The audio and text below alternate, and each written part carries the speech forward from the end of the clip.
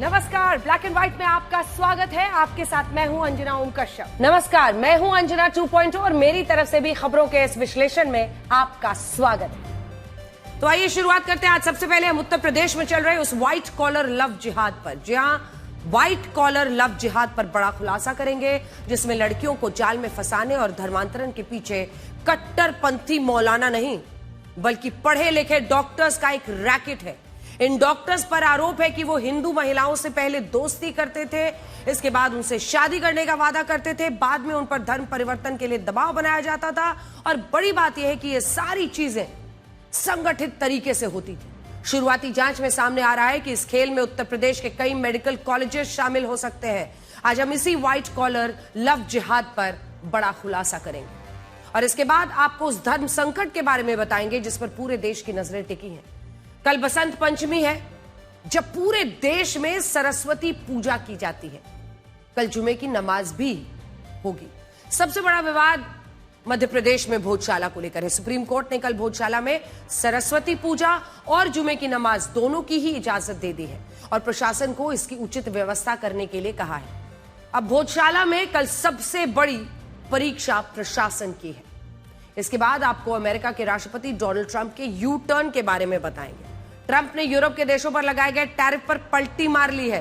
कल तक यह लग रहा था कि अमेरिका और यूरोप के बीच का तनाव युद्ध में बदल सकता है, लेकिन ट्रंप ने नरमी दिखाई और नरमी दिखाते हुए यूरोप के देशों पर लगाए टैरिफ को टाल दिया है। इतना ही नहीं, चाइना को धमकी देने वाले ट्रंप एक दिन बाद ही उसकी तारीफ भी करने लगे। और मेरी यह वर्जन आज आपके पास कौन सी खबर है? आज मैं उन लोगों को सावधान करने वाली खबर बताऊंगी जो इंटरनेट को डॉक्टर समझ बैठे हैं। आज तमाम लोग यूट्यूब पर वीडियो देखकर या इंटरनेट से पढ़कर स्वास्थ्य संबंधी सलाह अमल में ला रहे हैं। ऐसा करना बेहद खतरनाक हो सकता है। तमिलनाडु में एक लड़की ने वजन घटाने के लिए वीडियो देखकर एक केमिकल का सेवन कर लिया और उसकी मौत हो गई। तो आइए शुरुआत करते हैं। आज हमारा पहला विश्लेषण आप सबको बहुत ध्यान से देखना चाहिए, क्योंकि यह विश्लेषण उस धर्म परिवर्तन के बारे में है जिसके पीछे कट्टरपंथी मौलाना नहीं बल्कि पढ़े लिखे डॉक्टर्स का एक रैकेट है। आपको याद होगा 10 नवंबर 2025 को दिल्ली में लाल किले के पास एक आतंकवादी हमला हुआ था, जिसमें फरीदाबाद की अल फलाह यूनिवर्सिटी और उत्तर प्रदेश के अलग अलग सरकारी मेडिकल कॉलेजेस, अस्पतालों में काम करने वाले 7 डॉक्टर्स शामिल थे। और उस वक्त इस आतंकी हमले को व्हाइट कॉलर टेरर मॉड्यूल का हिस्सा बताया गया था। लेकिन आज हम आपको व्हाइट कॉलर लव जिहाद के बारे में बताएंगे, जिसमें कुछ डॉक्टर्स पर यह आरोप लग रहा है कि वो हिंदू महिलाओं से पहले दोस्ती करते थे, इसके बाद उनसे शादी करने का वादा करते थे और बाद में उन पर धर्म परिवर्तन के लिए दबाव बनाया जाता था। ये सारी चीजें बहुत ही संगठित तरीके से की जा रही थी, ऑर्गेनाइज तरीके से। और धर्म परिवर्तन और लव जिहाद का ये पूरा रैकेट एक बिजनेस मॉडल की तरह काम करता था। अगर आपके बच्चे कॉलेज जाते हैं, किसी यूनिवर्सिटी और इंस्टीट्यूट में पढ़ते हैं, किसी अस्पताल या मेडिकल कॉलेज में काम करते हैं या सोशल मीडिया पर अनजान लोगों से बातचीत करते हैं, तो यह विश्लेषण आपको बिल्कुल मिस नहीं करना चाहिए। लेकिन उससे पहले आप ये देखिए कि आज उत्तर प्रदेश के मुख्यमंत्री योगी आदित्यनाथ ने यह कहा है कि उनके राज्य में लव जिहाद के लिए कई लड़कियों को निशाना बनाया जा रहा है। इसकी मदद से उत्तर प्रदेश की डेमोग्राफी बदलने की कोशिश हो रही है। सुनिए। डेमोग्राफी बदलने की जो साजिश हो रही है, लव जिहाद के नाम पर हमारी बेटियों के साथ जो खिलवाड़ किया जा रहा है, इसको रोकेंगे, सख्ती से रोकेंगे, जागरूक करेंगे परिवारों को संस्कारित करेंगे और संस्कारवान परिवार के माध्यम से एक सशक्त राष्ट्र के निर्माण की दिशा में जो प्रवर्तमान अभियान है, इस अभियान में हम भी योगदान देंगे। यह हमारे योगियों को, पूज्य संतों को और समाज के जागरूक नागरिकों को इस दिशा में आगे बढ़ना होगा। तो मुख्यमंत्री योगी आदित्यनाथ का यह बयान ऐसे वक्त में आया है जब स्पेशल टास्क फोर्स की कई टीम्स उत्तर प्रदेश में अलग अलग जगहों पर धर्मांतरण के सबसे बड़े रैकेट की जांच कर रही हैं। और ये वही रैकेट है जिसके तार कई सरकारी, कई प्राइवेट मेडिकल कॉलेजेस और यूनिवर्सिटी से जुड़े हो सकते हैं। और आरोप है कि इनके पीछे डॉक्टर्स का एक बड़ा समूह हो सकता है। आपको इसकी पूरी कहानी बताते हैं, जो लखनऊ की उस किंग जॉर्ज मेडिकल यूनिवर्सिटी से शुरू होती है। किंग जॉर्ज मेडिकल यूनिवर्सिटी यानी KGMU। जिसे कहा जाता है। पिछले महीने इस यूनिवर्सिटी के पैथोलॉजी विभाग में काम करने वाले एक डॉक्टर रमीजुद्दीन मलिक उर्फ रमीज नाइक पर यह आरोप लगा कि उसने एक हिंदू महिला को लव जिहाद का शिकार बनाया और उसे इस्लाम धर्म अपनाने के लिए मजबूर किया। जब इस हिंदू महिला की कहीं कोई सुनवाई नहीं हुई तो इस महिला ने आत्महत्या करने की कोशिश तक की। इसके बाद यह पूरा मामला उत्तर प्रदेश के महिला आयोग तक पहुंचा। महिला आयोग ने यूनिवर्सिटी पर दबाव बनाया। तब जाकर यह पता चला कि डॉक्टर रमीज नाइक फरार हो चुका है और यूनिवर्सिटी के कुछ लोग और डॉक्टर भी उसे बचाने में मदद कर रहे हैं। अब यहीं से धीरे धीरे पूरे रैकेट का पर्दाफाश होना शुरू हुआ, क्योंकि इस एक लड़की ने आवाज उठाई। इसके बाद यह मामला पुलिस के पास पहुंचा, जहां एफआईआर में यह खुलासा हुआ कि जिस हिंदू महिला को डॉक्टर रमीज नाइक मुसलमान बनाना चाहता था, वो महिला खुद एक डॉक्टर है। सोचिए, और उसकी डॉक्टर रमीज नाइक से मुलाकात लखनऊ की किंग जॉर्ज मेडिकल यूनिवर्सिटी में हुई थी। यहां तक यह मामला काफी स्पष्ट लग रहा था और यह माना जा रहा था कि डॉक्टर रमीज नाइक ने इस महिला से शादी करने के लिए उस पर दबाव, धर्म परिवर्तन का दबाव बनाया कि शादी करनी है तो पहले इस्लाम कबूल ना होगा। और जब यह हिंदू महिला इस्लाम धर्म अपनाने के लिए तैयार नहीं हुई तो उसने शादी करने से ही इनकार कर दिया। लेकिन इसके बाद जैसे जैसे इस मामले में जांच आगे बढ़ी, वैसे वैसे नए खुलासे हुए और पुलिस को यह समझ में आ गया कि इस घटना के पीछे एक बहुत बड़ा रैकेट हो सकता है। पुलिस के मुताबिक डॉक्टर रमीज नाइक की पहली पत्नी भी हिंदू थी, जिस पर उसने धर्म परिवर्तन के लिए दबाव बनाया था और बाद में वो एक और हिंदू महिला को इस्लाम धर्म अपनाने के लिए मजबूर कर रहा था। और यहां बात सिर्फ इन दो हिंदू महिलाओं की नहीं थी। डॉक्टर रमीज नाइक कुल 18 दिनों तक फरार रहा और इस दौरान उसने 250 फोन कॉल्स किए और जब इन फोन कॉल्स की जांच हुई तो यह पता चला कि डॉक्टर रमीज नाइक का कनेक्शन उस पीएफआई से भी है जिसके दस्तावेजों में भारत को साल 2047 तक इस्लामिक राष्ट्र बनाने की बातें लिखी थी। और इन्हीं कारणों से साल 2022 में भारत सरकार ने पीएफआई पर प्रतिबंध लगा दिया था। अब पुलिस का यह कहना है कि डॉक्टर रमीज नाइक जब फरार था तब उसके पास ऐसे बैंक खातों से काफी पैसा आया जिन बैंक खातों के तार पीएफआई से ही, प्रतिबंधित पीएफआई से जुड़ते थे। इसी जांच में यह भी खुलासा हुआ कि डॉक्टर रमीज नाइक ने ऐसे लोगों से संपर्क किया है जो डॉक्टर शाहीन सईद के नजदीक थे। डॉक्टर शाहीन सईद वही महिला है जिन्हें 10 नवंबर 2025 को दिल्ली में लाल किले के पास हुए आतंकी हमले की साजिश रचने के लिए गिरफ्तार किया गया है। अब जब ये सारी बातें स्पेशल टास्क फोर्स के सामने आई तो उसे समझ में आ गया कि यह मामला धर्मांतरण के एक बहुत बड़े रैकेट से जुड़ा है और इस रैकेट के कई हॉटस्पॉट्स हो सकते हैं। मैं आपको बड़ी स्क्रीन पर भी दिखाना चाहती हूं। सबसे पहले बात तो यह है कि एसटीएफ की टीम को डॉक्टर रमीज नाइक जो ये है जिसकी तस्वीर हम आपको दिखा रहे हैं, उसके लैपटॉप से, क्योंकि लैपटॉप की जांच हुई है और लव जिहाद का डॉक्टर क्यों कहा जा रहा है, क्योंकि 40 हिंदू महिलाओं का डेटा मिला इसके लैपटॉप से। आप सोचिए, ये जो डॉक्टर जिसकी तस्वीर आप इधर देख रहे हैं, रमीज नाइक, उसका लैपटॉप एसटीएफ ने पकड़ा, स्पेशल टास्क फोर्स ने। जब लैपटॉप की जांच हुई तो डॉक्टर रमीज नाइक के लैपटॉप में एक ऐसा फोल्डर था जिसमें 40 हिंदू महिलाओं का पूरा डेटा मौजूद था। और जांच आगे बढ़ी। जांच टीम को शक है कि इन सभी महिलाओं को अलग अलग डॉक्टर लव जिहाद का शिकार बना रहे थे। इस मामले में नेशनल मेडिकल ऑर्गेनाइजेशन ने भी एसटीएफ को उन डॉक्टर्स की लिस्ट सौंपी है जो धर्मांतरण के इस रैकेट का हिस्सा हो सकते हैं। अब तक की जानकारी के मुताबिक कानपुर मेडिकल कॉलेज, सबसे ऊपर जिसकी तस्वीर आप देख रहे हैं, जूम इन कीजिए, गोरखपुर मेडिकल कॉलेज, यह है कानपुर मेडिकल कॉलेज। अब इस तरफ आइए तो ऊपर में आपको दिखेगा गोरखपुर मेडिकल कॉलेज। नीचे आप देख रहे हैं KGMU Lucknow, king George medical university. और इस तरफ आपको दिखा रहे हैं हम स्क्रीन पर बस्ती मेडिकल कॉलेज। गैर मुस्लिम महिलाओं को धर्मांतरण का शिकार बनाया जा रहा था और अब एसटीएफ इन डॉक्टर्स की भी जांच में जुट गई है। आप सोचिए, मेडिकल ऑर्गेनाइजेशन ने ही लिस्ट दी है जिन पर उन्हें शक था। दूसरा बड़ा खुलासा यह हुआ है कि जब डॉक्टर रमीज नाइक आगरा के एसएन मेडिकल कॉलेज में पढ़ाई कर रहा था तब उसने व्हाट्सएप पर इस्लामिक मेडिकोज नाम से एक ग्रुप बनाया था। फिर जूम इन कीजिए। ये है इस्लामिक मेडिकोज नाम का व्हाट्सएप ग्रुप जिसे ये डॉक्टर ऑपरेट कर रहा था, डॉक्टर रमीज नाइक, जिस पर जहां से ये पूरा मामला खुला है।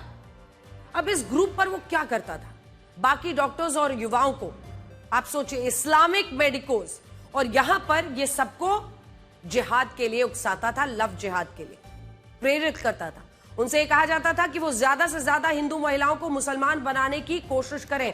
इससे भी ज्यादा खतरनाक बात क्या थी कि डॉक्टर रमीज नाइक ने सोशल मीडिया पर 5, 10 या 15 नहीं बल्कि 110 फर्जी अकाउंट्स बनाए हुए थे इस एक शख्स ने, जिनमें वो डॉक्टर साहिल, डॉक्टर विख्यात, डॉक्टर विनय बनकर हिंदू लड़कियों और महिलाओं से बातें करता था और उन्हें लव जिहाद का शिकार बनाता था। और ये बहुत खतरनाक बात है। आप सोचिए, 110 फर्जी अकाउंट ये सिर्फ एक शख्स चला रहा था। आज भी हमारे देश में जब कोई व्यक्ति ये बताता है कि वो डॉक्टर है तो लोग उस व्यक्ति को सम्मान की नजरों से देखते हैं और उसे संदिग्ध नहीं मानते। बड़े बड़े प्रोफेशन वालों को लोग गुस्से में कुछ भी बोल देते हैं, लेकिन हमेशा डॉक्टर साहब ही कहते हैं।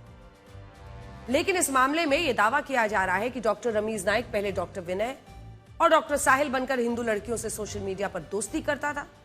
बाद में जब ये हिंदू लड़कियां या महिलाएं उससे मिलने के लिए तैयार हो जाती थीं, तो ये अपनी जगह दूसरे डॉक्टर्स को भेजकर इन गैर मुस्लिम लड़कियों को लव जिहाद का शिकार बनाता था और इनका धर्म परिवर्तन कराया जाता था। इससे भी ज्यादा खतरनाक बात यह है कि एसटीएफ को डॉक्टर रमीज नाइक के मोबाइल फोन से उसी भगोड़े जाकिर नाइक के वीडियो मिले हैं जिसने भारत में गैर मुस्लिमों के खिलाफ नफरत फैलाई, जिहादी विचारधारा का समर्थन किया, वैचारिक कट्टरपंथ को बढ़ावा दिया कि हर मुसलमान को आतंकवादी होना चाहिए। और यह भी संयोग है कि इस साल 2023 में जब उत्तर प्रदेश में 400 से ज्यादा युवाओं को ऑनलाइन गेमिंग के जरिए धर्मांतरण का निशाना बनाया गया था, तब उस मामले में भी आरोपियों के तार जाकिर नाइक से जुड़े मिले थे।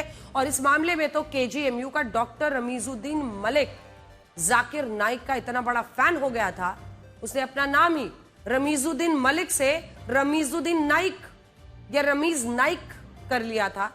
और ऐसा नहीं कि धर्मांतरण के इस रैकेट को सिर्फ कुछ डॉक्टर्स मिलकर चला रहे थे, इसके पीछे मजारों का भी एक बहुत बड़ा एंगल है जो आपके होश उड़ा देगा।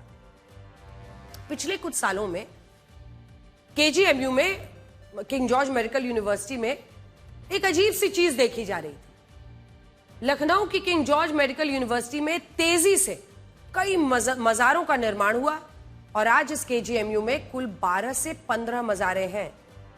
किंग जॉर्ज मेडिकल यूनिवर्सिटी में देखते ही देखते 12 से 15 मजारे, और इन्हीं मजारों के बहाने कट्टरपंथी मौलानाओं को बाहर से किंग जॉर्ज मेडिकल यूनिवर्सिटी के अंदर लाया जाता था और बाद में डॉक्टर रमीज नाइक इन मौलानाओं के साथ मिलकर धर्मांतरण का एक पूरा रैकेट चलाता था। और हमारी टीम जब इस यूनिवर्सिटी और अस्पताल परिसर के अंदर पहुंची तो हमें ये मजारे और इनके आसपास खड़ा किया गया ढांचा साफ नजर आया।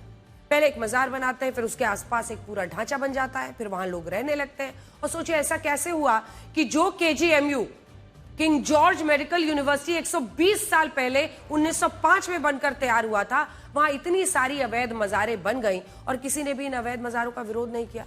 और अब मुख्यमंत्री योगी आदित्यनाथ को इनके खिलाफ एक शिकायत दी गई है। देखिए,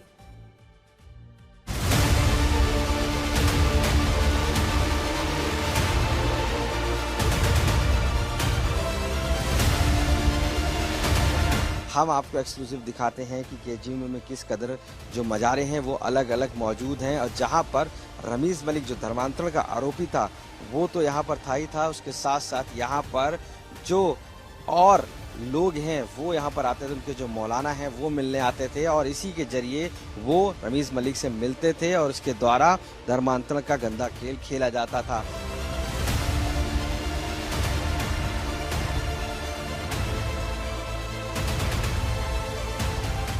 लेटर लिखा गया है, पत्र लिखा गया और बताया गया है तकरीबन 1 दर्जन के आसपास मजारे जो हैं केजीएमयू में मौजूद हैं और जहां पर लोग बाहर से आते जाते हैं। ये मजार केजीएमयू के अंदर हैं और अगर आप देख सकते हैं तस्वीर में, ये जो मजार है ये केजीएमयू के अंदर मौजूद है, जिनको लेकर अब पत्र लिखकर सीधे दावा किया गया है कि उन पर कार्रवाई भी की जाए, क्योंकि यहीं से धर्मांतरण का एक बड़ा रैकेट चलता है। और ये सरकारी जमीन पर बनी हुई वो मजारे हैं जहां पर मौलाना आसानी से धर्मांतरण से जुड़े आरोपी डॉक्टरों से मिलकर आगे का पूरा नेक्सस चलाते हैं।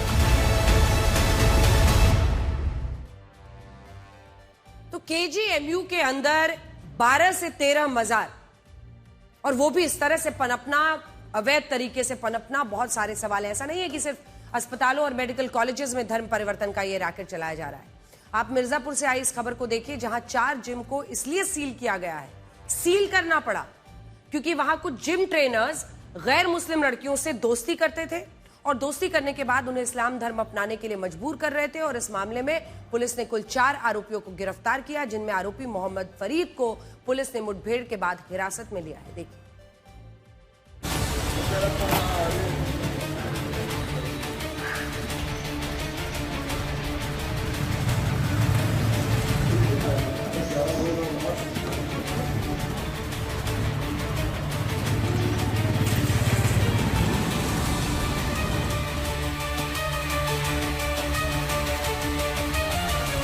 धर्म परिवर्तन का आरोप था, जिसमें इन लोगों के द्वारा एक गैंग बना के ये कार्य किया जा रहा था।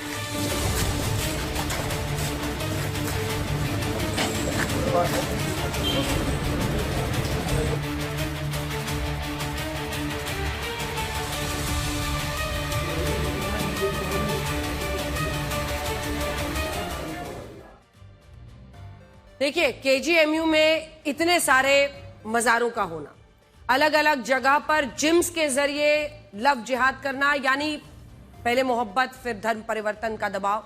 भारत में इस तरह की कोई रिपोर्ट या डेटा नहीं है जिससे ये पता चल सके कि हमारे देश में हर साल कितने लोग धर्म परिवर्तन करते हैं और किस धर्म को इससे ज्यादा नुकसान होता है। लेकिन वैश्विक स्तर पर अमेरिका के मशहूर थिंक टैंक प्यू रिसर्च ने कुछ साल पहले इस पर एक रिपोर्ट जारी की। मैं आपको बड़ी स्क्रीन पर उसी के आंकड़े दिखाना चाहती हूं। इन आंकड़ों को देखकर आप भी हैरान रह जाएंगे कि आखिर प्यू रिसर्च इस मुद्दे पर क्या बता रहा है। धर्मांतरण से आबादी कितनी बढ़ी घटी, तो साल 2015 से साल 2020 तक इस्लाम धर्म अपनाने वाले 4,20,000। हिंदू धर्म कोई बदलाव नहीं हुआ। ईसाई धर्म, एक एक करके जूम इन कर दीजिए, इस्लाम धर्म के लिए 4,20,000, ईसाई धर्म 21,80,000 कम हुए हैं। इस्लाम धर्म में 4,20,000 का इजाफा हुआ, ईसाई धर्म में 81,80,000 की गिरावट आई। बौद्ध धर्म 3,70,000 कम हुए। ये 2015 से 2020 के आंकड़े हम प्यू रिसर्च के मुताबिक बता रहे हैं, सोर्स इसका प्यू रिसर्च है। और यहूदी धर्म के भी 40,000 लोग कम हुए। हिंदू धर्म में कोई बदलाव नहीं हुआ, लेकिन सिर्फ एक धर्म इस्लाम धर्म 4,20,000 का इजाफा होता है। प्यू रिसर्च के मुताबिक अगर आप देखें तो जो आबादी है मुस्लिम्स की, उसमें तो इजाफा हो रहा है, लेकिन बाकी ज्यादातर धर्मों में, हिंदू धर्म को छोड़ दीजिए तो बाकी ज्यादातर धर्म में, खास तौर पर सबसे ज्यादा ईसाई धर्म में, क्रिश्चियंस 81,80,000 कम हो गए। बड़ी बात यह है कि पूरी दुनिया में इस्लाम ही इकलौता धर्म है जहां मुस्लिम बनने के बाद बहुत कम लोग दोबारा कभी अपना धर्म बदलते हैं। इनमें भी महिलाओं की संख्या ज्यादा होती है जो इस्लाम धर्म को एक बार अपनाने के बाद इस धर्म को कभी नहीं छोड़ती। इसका बड़ा कारण यह है कि इस्लाम धर्म में किसी भी मुस्लिम पुरुष के निकाह को तभी मान्यता दी जाती है जब महिला भी मुस्लिम हो। इसी वजह से कई मामलों में निकाह करने के लिए गैर मुस्लिम महिलाओं को इस्लाम धर्म कबूलना ही पड़ता है। और भारत में ऐसे मुद्दे पर लव जिहाद के आरोप लगाए जाते हैं। लव जिहाद शब्द का पहली बार इस्तेमाल साल 2000 के आसपास हुआ था और अभी एक बहुत बड़ा मुद्दा बन गया है। यहां आपको ये आंकड़े भी देखने चाहिए कि सिर्फ 1400 साल पहले आया इस्लाम धर्म अब दुनिया का सबसे बड़ा धर्म बन सकता है। यह नंबर भी प्यू रिसर्च का ही है। प्यू रिसर्च के मुताबिक साल 2100 में, मतलब आप कल्पना कीजिए कि आगे बढ़ते हुए कहां होगा, फिर क्या प्रोपोर्शन रहेगा सभी धर्मों का साल 2100 में। अभी हम 2026 में हैं, यानी आप सोचिए कि लगभग 74 साल बाद, 74 इयर्स लेटर, 2100 में अगली सदी में पहुंचते पहुंचते मुस्लिम आबादी 34.9% हो जाएगी, यानी लगभग 35%, सबसे ज्यादा। और ये जो ईसाई धर्म है उसको अपनाने वाले, उसको मानने वाले 33.8% होंगे, उनसे भी कम।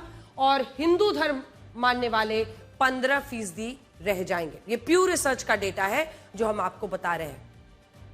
इसके अलावा साल 2055 से 2060 के बीच हर 100 में से सबसे ज्यादा 36 बच्चे इस्लाम धर्म में पैदा होंगे। यह भी प्यू रिसर्च का ही डेटा है। यानी आप देखिए, साल 2055 से 2060 आते आते जो 100 बच्चे विश्व में पैदा होंगे, उनमें 36 बच्चे इस्लाम धर्म में पैदा होंगे। हर 100 में से 35 बच्चे ईसाई धर्म में पैदा होंगे और हर 100 में से 14 या 15 बच्चे हिंदू धर्म में पैदा होंगे। अब देखिए, ज्यादा जन्म दर और कम मृत्यु दर होने के कारण और धर्म परिवर्तन की वजह से इस्लाम धर्म दुनिया का सबसे बड़ा धर्म बन जाएगा। अगली खबर का रुख करते हैं। आपको सुप्रीम कोर्ट के उस फैसले के बारे में बताते हैं जिसकी पूरी देश में आज चर्चा हो रही है। पूरे देश में यह फैसला धार जिले के भोजशाला को लेकर आया है, जहां बसंत पंचमी के मौके पर हिंदू पक्ष ने सरस्वती पूजा करने की इजाजत मांगी थी, जबकि मुस्लिम पक्ष का कहना था कि वसंत पंचमी का त्योहार शुक्रवार को जुमे की नमाज के दिन पड़ रहा है, इसलिए मुस्लिम पक्ष जुमे की नमाज के लिए इस स्थान में कोई बदलाव नहीं करेगा। यह एक ऐसा सांप्रदायिक मुद्दा है जिसके कारण पहले भी कई बार हिंसा हो चुकी है, लेकिन आज सुप्रीम कोर्ट ने इस मामले में एक नया फैसला सुनाया है। क्या है वो फैसला?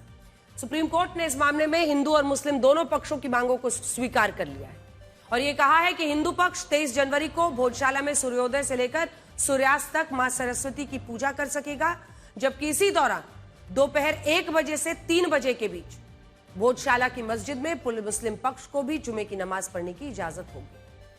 हालांकि इस दौरान प्रशासन को दोनों पक्षों के लिए अलग अलग जगह निर्धारित करनी होगी, सुरक्षा के पुख्ता इंतजाम करने होंगे, आने जाने के लिए अलग अलग दरवाजे द्वार देने होंगे, विशेष पास की भी व्यवस्था करनी होगी। संक्षेप में कहें तो सुप्रीम कोर्ट ने एक ही स्थान पर एक ही दिन हिंदुओं को मां सरस्वती की पूजा करने की मंजूरी दी है और मुसलमानों को भी जुमे की नमाज पढ़ने के लिए कहा है। और अब देखना यह है कि क्या हिंदू और मुस्लिम पक्ष के साथ स्थानीय प्रशासन, सरकार इस अग्नि परीक्षा में पास होंगे। ऐसा हम इसलिए भी कह रहे हैं क्योंकि साल 2013 और 2016 में जब वसंत पंचमी और जुमे की नमाज एक ही दिन पड़ी थी, तब भोजशाला में हिंसा भड़क गई थी और उस वक्त यह भी कहा गया कि सियासी कारणों से भोजशाला को दूसरी अयोध्या बनाया जा रहा है। लेकिन हिंदू पक्ष ने यही सवाल उठाया कि जब सर्वे रिपोर्ट में मस्जिद की जमीन पर मंदिर होने के साक्ष्य मौजूद हैं, तो हिंदुओं को भोजशाला से दूर क्यों रखा जा रहा है, जबकि मुस्लिम पक्ष इस दावे को गलत मानता है। उसका कहना है कि यह मस्जिद मंदिर के हिस्से से अलग।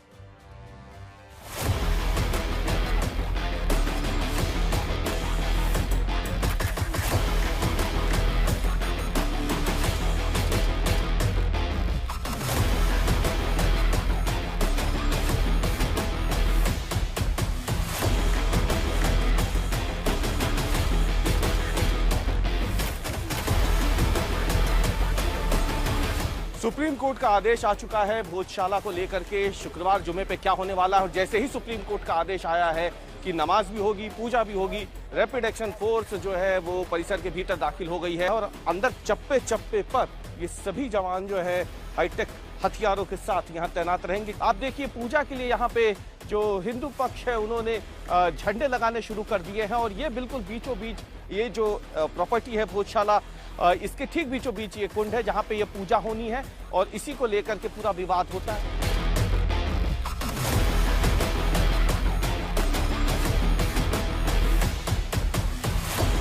तैयारियां हमारी पूरी चाक चौबंद हैं। कानून व्यवस्था को देखते हुए 8000 से भी अधिक पुलिस बल, बहुत से एग्जीक्यूटिव मैजिस्ट्रेट्स, ड्रोन की व्यवस्था, कैमरों की व्यवस्था, आरएएफ का बल, सभी प्रकार की व्यवस्थाएं हैं और किसी भी स्थिति में हम कल के दिन कानून व्यवस्था की स्थिति सामान्य रहे, उसमें किसी भी प्रकार का विघ्न ना पड़े, ये हमारा परम इसमें कर्तव्य है। मध्य प्रदेश के धार जिले में स्थित भोजशाला का नाम राजा भोज के नाम पर पड़ा है, जो मां सरस्वती के अनन्य भक्त थे और मां सरस्वती को हिंदू धर्म में विद्या, बुद्धि और ज्ञान की देवी माना गया है। ऐतिहासिक साक्ष्यों में इस बात का स्पष्ट रूप से उल्लेख है कि साल 1034 में राजा भोज ने यहां नालंदा और तक्षशिला जैसे एक संस्कृत महाविद्यालय की स्थापना की थी, जिसे बाद में भोजशाला के नाम से जाना गया। और क्योंकि इस भोजशाला में मां सरस्वती की प्रतिमा को स्थापित किया गया था, इसीलिए हिंदुओं ने इस स्थान को मां सरस्वती की पवित्र मंदिर माना। हालांकि जिस तरह बख्तियार खिलजी ने 12वीं शताब्दी में नालंदा विश्वविद्यालय पर हमला कराया, ठीक उसी तरह साल 1305 में अलाउद्दीन खिलजी ने भारतीय सनातन संस्कृति को मिटाने के लिए भोजशाला को ध्वस्त करा दिया। इसके बाद साल 1401 में दिलावर खान गौरी ने भोजशाला के एक हिस्से में मस्जिद का निर्माण करा दिया, जिसे कमाल मौला मस्जिद कहा गया। जबकि साल 1514 में महमूद शाह खिलजी ने यहां एक और मस्जिद का निर्माण कराया, जिसे लाट मस्जिद कहा गया।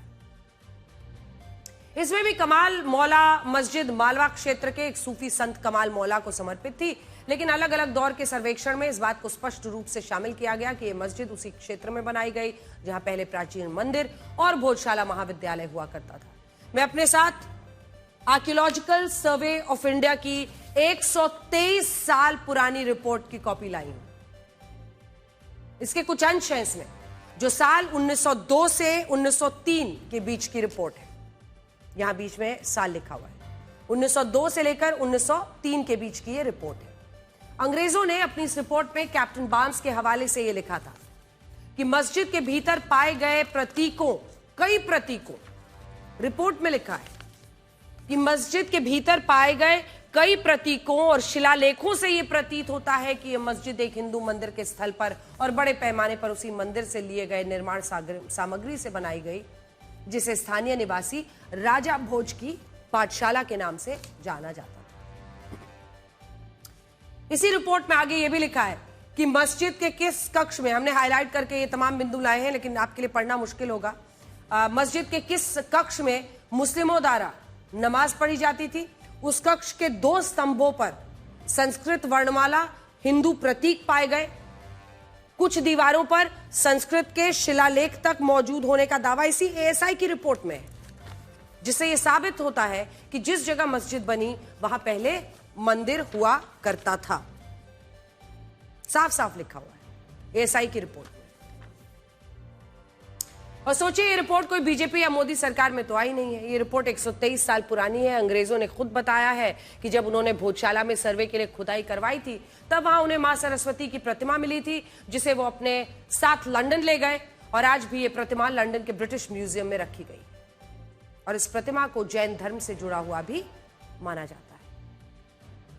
साल 2024 में भी कोर्ट के आदेश पर एएसआई यानी आर्कियोलॉजिकल सर्वे ऑफ इंडिया ने भोजशाला का एक सर्वे किया था, जिसमें 31 सिक्के मिले थे और इनमें कई सिक्के 10वीं 11वीं शताब्दी के थे, जब भारत में एक भी मस्जिद का निर्माण नहीं हुआ था। भारत में पहली बड़ी मस्जिद साल 1193 में दिल्ली के कुतुब मीनार परिसर में 27 हिंदू और जैन मंदिरों को तोड़कर बनाई गई थी। यहां हम आपसे एक और बात यह कहना चाहते हैं, ऐसा नहीं है कि मंदिर मस्जिद के ये विवाद आज के उठे हुए हैं या कई लोग इसको मोदी सरकार से सीधा जोड़ते हैं। जब देश में कांग्रेस की सरकारें थी तब भी यह मामला अदालतों तक पहुंचा, लेकिन इसके बाद साल 1991 में कांग्रेस एक ऐसा वर्शिप एक्ट लेकर आई जिसने अयोध्या को छोड़कर बाकी सभी मामलों में धार्मिक स्थलों को लेकर 15 अगस्त 1947 की यथास्थिति लागू कर दी, जिससे हिंदू पक्ष ने अपने प्राचीन मंदिरों पर दावा करने का भी कानूनी अधिकार खो दिया। और यह भी तब हुआ जब देश में 1800 से अधिक मस्जिदों और इस्लामिक ढांचों के नीचे मंदिर होने का दावा किया जाता है। और ये जानकारी हम जिस पुस्तक के हवाले से बता रहे हैं उसका नाम है Hindu temples what happened to them, यानी हिंदू मंदिर उन्हें क्या हुआ। इसी पुस्तक के मुताबिक उत्तर प्रदेश में सबसे ज्यादा 299 मंदिर मस्जिद के विवाद हैं। कर्नाटक में 192, तमिलनाडु में 175, गुजरात में 170, राजस्थान में 170, मध्य प्रदेश में 153 मस्जिदें और इस्लामिक ढांचे ऐसे हैं जिन्हें लेकर यह कहा जाता है कि इनका निर्माण प्राचीन मंदिरों को तोड़कर उनके मलबे से हुआ है। वैसे यह भी संयोग है कि आज जब हम भोजशाला की बात कर रहे हैं तब आज ही के दिन अयोध्या में भगवान रामलला की प्राण प्रतिष्ठा के 2 साल पूरे होने जा रहे हैं। आज से ठीक 2 साल पहले 22 जनवरी 2024 को अयोध्या के राम मंदिर में रामलला की प्राण प्रतिष्ठा हुई थी। लगभग 500 सालों के बाद भगवान श्री राम की जन्मभूमि पर उनका वनवास खत्म हुआ था। बड़ी बात यह है कि साल 2019 में जब सुप्रीम कोर्ट ने इस मामले में फैसला सुनाया तब कई नेता और लोग ऐसे भी थे जो ये कह रहे थे कि अयोध्या में राम मंदिर बना तो देश का सांप्रदायिक माहौल खराब हो जाएगा, लेकिन हकीकत में ऐसा कुछ नहीं हुआ। भगवान श्री राम के इस भव्य मंदिर ने 2 सालों में कई ऐसे नए रिकॉर्ड्स बनाए हैं जो आपको जानना चाहिए, जिनसे ये पता चलता है कि भारत के हिंदुओं ने इस मंदिर को अपने हृदय में कैसे स्थान दिया है। 22 जनवरी 2024 से 22 जनवरी 2026 के बीच 2 साल लगभग 50 करोड़ लोगों ने अयोध्या के राम मंदिर के दर्शन किए हैं। यह आंकड़ा 34 करोड़ की आबादी वाले अमेरिका से 1.5 गुना, 24 करोड़ की आबादी वाले पाकिस्तान से 2 गुना, 17 करोड़ की आबादी वाले बांग्लादेश से 3 गुना, 45 करोड़ की आबादी वाले पूरे यूरोपियन यूनियन के 27 देशों से भी 5 करोड़ ज्यादा है। राम मंदिर का निर्माण सरकारी पैसों से नहीं हुआ, बल्कि इस मंदिर का निर्माण आपके आम लोगों के दान से हुआ। अब तक राम मंदिर के निर्माण के लिए 3,500 करोड़ रुपए का चंदा मिल चुका है, जिनमें 1800 करोड़ रुपए मंदिर के निर्माण पर खर्च होने हैं। उत्तर प्रदेश की आबादी में अयोध्या जिले की हिस्सेदारी सिर्फ 1% है, लेकिन राम मंदिर की वजह से उत्तर प्रदेश की जीडीपी में अयोध्या की हिस्सेदारी जानते हैं 1.5% से भी ज्यादा हो गई है। और जो लोग ये कहते हैं कि अयोध्या में मंदिर की जगह सड़कें, स्कूल, अस्पताल, रेलवे स्टेशन बनने चाहिए, उन लोगों को भी हम बताना चाहते हैं कि अयोध्या में एयरपोर्ट जैसे अयोध्या धाम रेलवे स्टेशन का पुनर्निर्माण हुआ, नया मेडिकल कॉलेज बना, सरयू नदी के घाटों का स्वरूप बदला, अयोध्या रिंग रोड के निर्माण पर 4,793 करोड़ रुपए खर्च हो रहे हैं, टाउनशिप पर 2,180 करोड़ रुपए।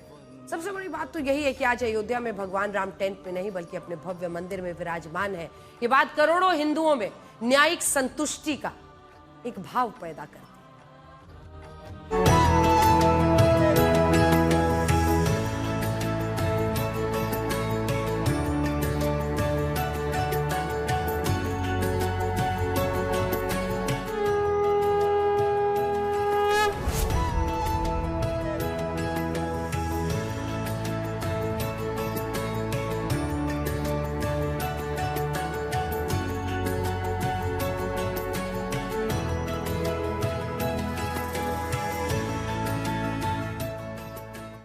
अब तो प्राण प्रतिष्ठा के 2 साल पूरे हो गए, 50 करोड़ लोग जा चुके हैं। तब कैसे कई नेता हैं जो अभी तक नहीं गए हैं। इनमें विपक्ष के नेता राहुल गांधी का नाम है, अखिलेश यादव का नाम है, जबकि फैजाबाद से लोकसभा सांसद अवधेश प्रसाद समाजवादी पार्टी से है।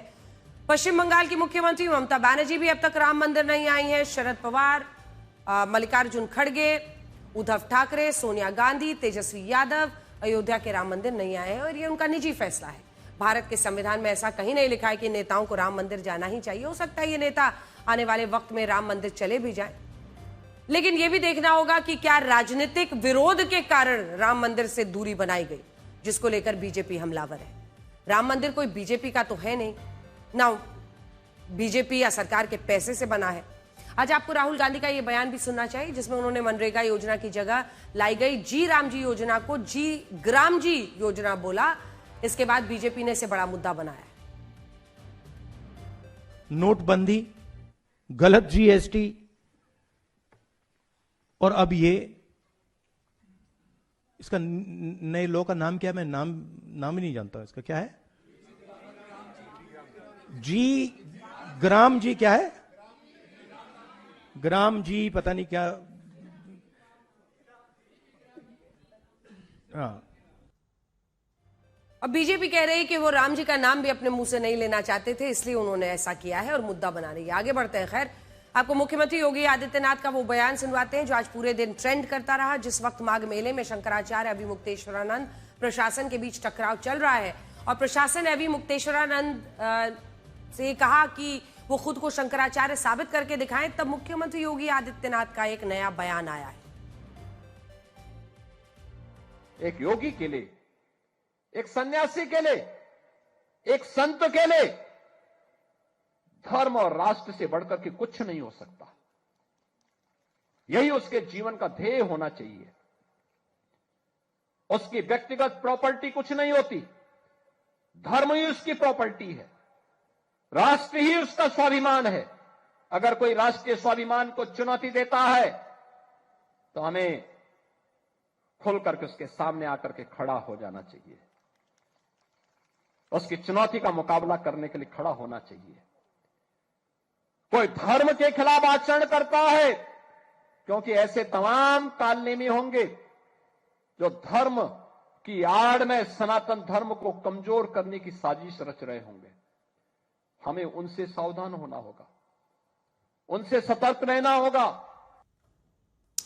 तो कालनेमी शब्द के इस्तेमाल को लेकर ही अब ये पूरी बात आगे बढ़ रही है कि कालनेमी शब्द क्या सीधे सीधे अभिमुक्तेश्वरानंद के लिए इस्तेमाल किया। स्वामी अभिमुक्तेश्वरानंद कालनेमी रामायण काल का वो मायावी राक्षस था जिसे रावण ने उस वक्त भगवान हनुमान को साधु के भेष में भ्रमित करने के लिए भेजा था। जब भगवान हनुमान लक्ष्मण जी के प्राण बचाने के लिए संजीवनी बूटी लेने जा रहे थे, जब कालनेमी का भेद खुला था, तब उस भगवान हनुमान ने उसका वध कर दिया था। और आज अगर मुख्यमंत्री योगी आदित्यनाथ कालनेमी के जरिए अभिमुक्तेश्वरानंद को निशाने पर ले रहे हैं, तो आप समझ सकते हैं कि ये लड़ाई और ये टकराव कहां तक पहुंच चुकी है। आगे बढ़ते हैं, आपको बताते हैं, आपने 19 और 20 का फर्क तो सुना होगा, लेकिन आज आप 21 और 22 का फर्क देखिए। यानी आज आप ये देखिए कि 21 जनवरी के राष्ट्रपति ट्रंप कितने अलग थे और आज 22 जनवरी के राष्ट्रपति ट्रंप कितने अलग हैं। एक दिन पहले डावोस के वर्ल्ड इकोनॉमिक फोरम में राष्ट्रपति ट्रंप ने कहा था कि ग्रीनलैंड के मुद्दे पर डेनमार्क अमेरिका के साथ एहसान फरामोशी कर रहा है और यूरोप भी गलत दिशा में जा रहा है। लेकिन आज राष्ट्रपति ट्रंप ने यू टर्न ले लिया, ये कहा कि वो यूरोप के उन 8 देशों पर 10% टैरिफ अब नहीं लगाएंगे जो ग्रीनलैंड के मुद्दे पर अमेरिका का विरोध कर रहे हैं। उन्होंने ये भी कहा कि ग्रीनलैंड पर नेटो के साथ एक नए फ्रेमवर्क को तैयार किया जा रहा है और अमेरिका नेटो के साथ है। एक और यू टर्न राष्ट्रपति ट्रंप ने चाइना को लेकर लिया और जहां कल तक वो चाइना को ग्रीनलैंड के लिए खतरा बता रहे थे, आज उसी चीन के राष्ट्रपति शी जिनपिंग की वो तारीफ करने लगे और ये कहने लगे कि शी जिनपिंग एक शानदार इंसान है। सुनिए। So I've always had a very good relationship with President Xi and with President Putin. Talk about, the larger powers. But I've always had a very good relationship with President Xi of China. He's an incredible man. What he's done is amazing. He's highly respected by everybody. Switzerland के Davos में world economic forum शिखर सम्मेलन चल रहा है। इसकी एक बैठक में भारत की बढ़ती अर्थव्यवस्था और दुनिया की तीसरी सबसे बड़ी अर्थव्यवस्था बनने के रोडमैप पर महत्वपूर्ण चर्चा हुई। इस बैठक में भारत के सूचना प्रसारण मंत्री अश्विनी वैष्णव, IMF की पूर्व deputy managing director Gita Gopinath, भारतीय उद्योगपति सुनील भारती मित्तल, आइकिया ग्रुप के CEO जुवेंसियो मयाल्स्टो हरेरा और इंडिया ग्रुप की executive editor in chief Kalli Puri मौजूद थी। इस बैठक में भारत की अर्थव्यवस्था और आने वाले समय में उनकी जो चुनौतियां हैं, उसकी चुनौतियों पर बातचीत की गई। इस बैठक का सबसे बड़ा मुद्दा यह था कि क्या भारत दुनिया की तीसरी बड़ी अर्थव्यवस्था बन पाएगा। इस सवाल पर सबसे सटीक जवाब दिया अर्थशास्त्री गीता गोपीनाथ ने। उनके मुताबिक भारत को दुनिया की तीसरी बड़ी अर्थव्यवस्था बनने से कोई रोक नहीं सकता और इसमें कोई संदेह नहीं है कि अगले कुछ वर्षों में भारत ये कारनामा करके दिखाएगा। गीता गोपीनाथ का अनुमान है कि साल 2028 तक ही, यानी 2 वर्षों में, भारत जर्मनी को पीछे छोड़कर दुनिया की तीसरी बड़ी अर्थव्यवस्था बन जाएगा। Do you agree with that? Is India's ambition to break into the top 3 a reality?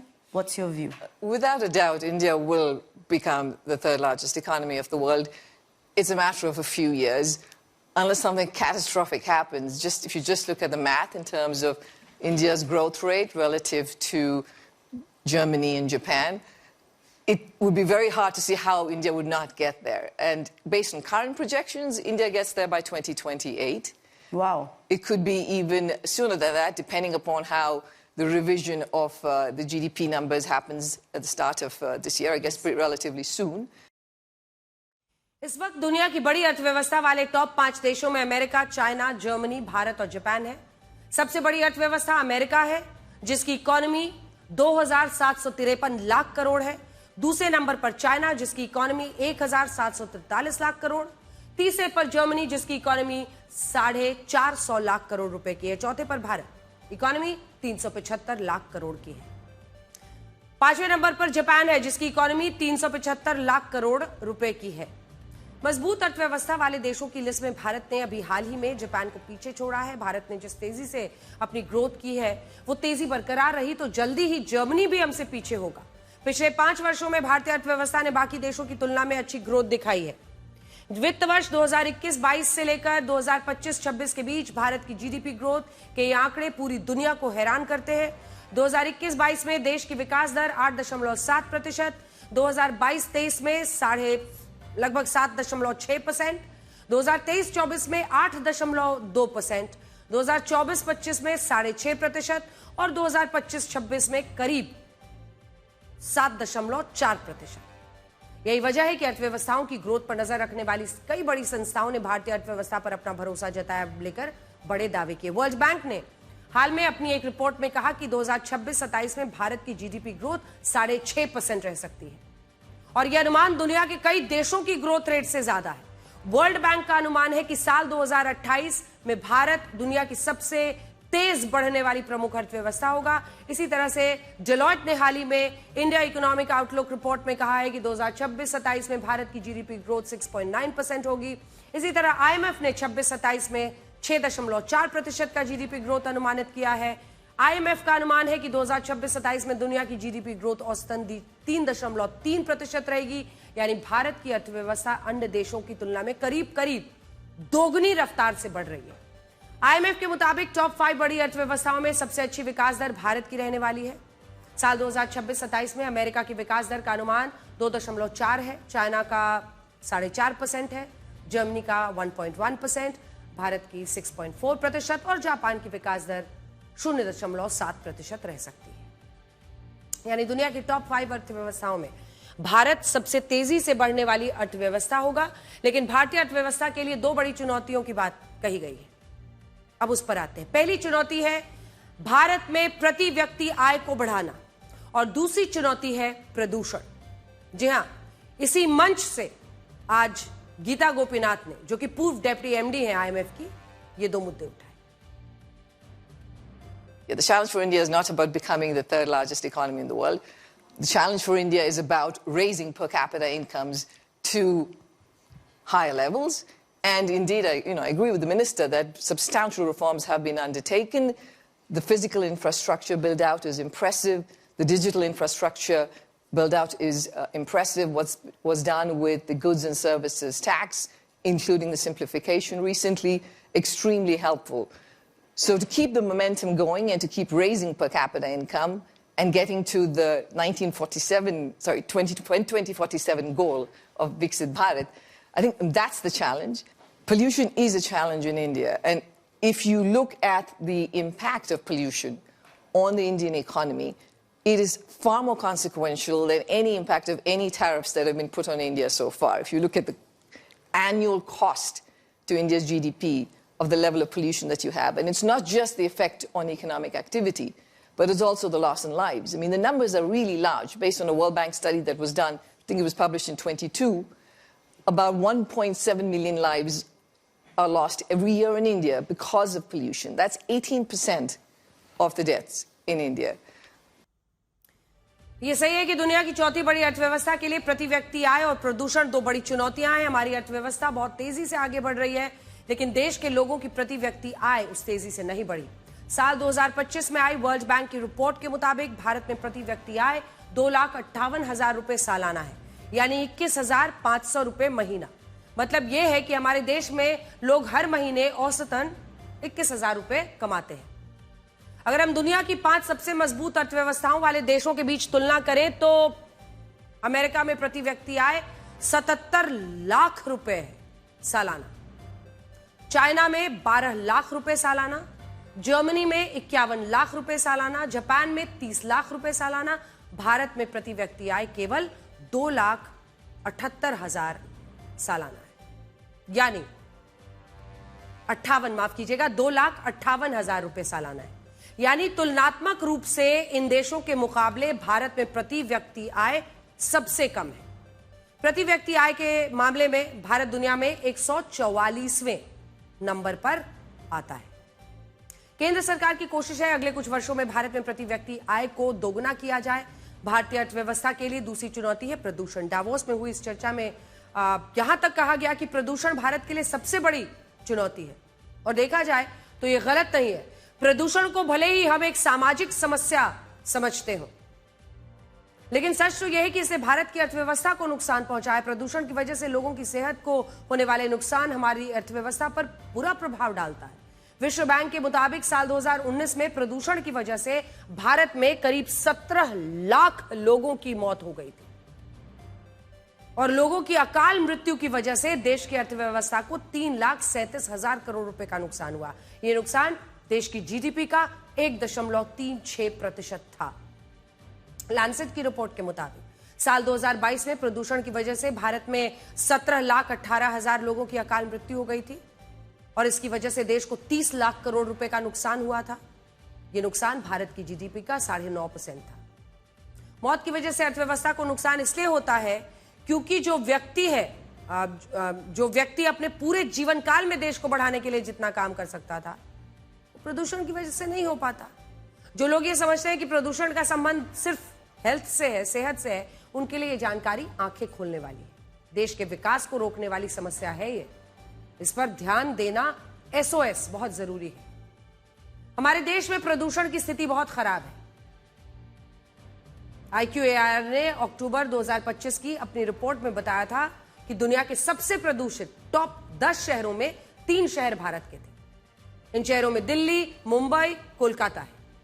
आज का सच यह है कि प्रदूषण अब केवल सर्दियों के मौसम की समस्या नहीं है। अब देश में पूरे साल AQI 138 के आसपास रहता है, जो इंसानों की सेहत के लिए ठीक नहीं माना जाता है।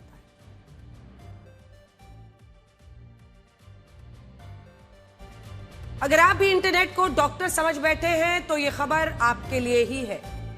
इंटरनेट पर मौजूद मिस इन्फॉर्मेशन की जान भी ले सकती है किसी की।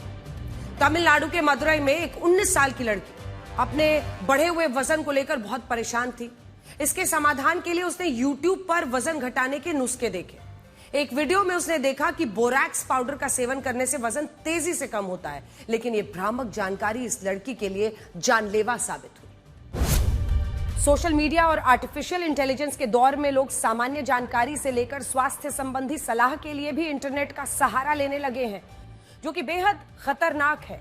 मदुरई की 19 साल की कलैयारसी ने अपना वजन घटाने के लिए YouTube पर एक वीडियो देखा जिसमें बोरेक्स के सेवन से वजन घटाने की सलाह दी गई थी। उसने पास की दुकान से बोरेक्स खरीदा और उसका सेवन कर लिया। कुछ देर बाद ही उसकी तबीयत बिगड़नी शुरू हो गई। रात होते होते हालत ज्यादा खराब हो गई और डॉक्टर्स उसे नहीं बचा पाए। बोरेक्स एक केमिकल होता है जिसका इस्तेमाल सफाई, डिटर्जेंट, कीटनाशक और पेंट बनाने में होता है। ये इंसान के शरीर के लिए जहर के समान है। ये घटना बताती है कि कुछ क्रिएटर्स सिर्फ व्यूज और फॉलोअर्स बढ़ाने के लिए उलझुल सलाह देते हैं। इंटरनेट से मिली कोई भी स्वास्थ्य संबंधी सलाह बिना क्वालिफाइड डॉक्टर या डाइटिशियन से पूछे ना लें और ऐसी खतरनाक सलाह देने वालों के बारे में तुरंत रिपोर्ट करें। अब आपको मध्य प्रदेश के शिवपुरी से आई एक तस्वीर दिखाते हैं, जहां सिस्टम की बेरुखी से तंग आकर एक दिव्यांग का दर्द फूट पड़ा। ये व्यक्ति दोनों पैरों से लाचार है। उनका कहना है कि वो 2 साल से लगातार बैटरी वाली साइकिल के लिए बस गुहार लगा रहे हैं, लेकिन उन्हें आज तक हक नहीं मिला। उसे कलेक्टर पर भी गंभीर आरोप लगाए। शिवपुरी में जन सुनवाई कार्यक्रम में चीखते और अपना दर्द बयां करते इस दिव्यांग व्यक्ति का नाम अशफाक खान है। उसका कहना है कि वो पिछले 2 साल से बैटरी वाली साइकिल के लिए चक्कर लगा रहा है, लेकिन उसकी सुनवाई नहीं हो रही है। आरोप है उसे 2 साल से परेशान किया जा रहा है और भगाया जा रहा है। जब कलेक्टर है जिले के जब काम पूरा नहीं कर पा रहा है तो... और याद रहे, इस दुनिया में सिर्फ नोट ही नहीं, कुछ इंसान भी जाली होते हैं। नमस्कार।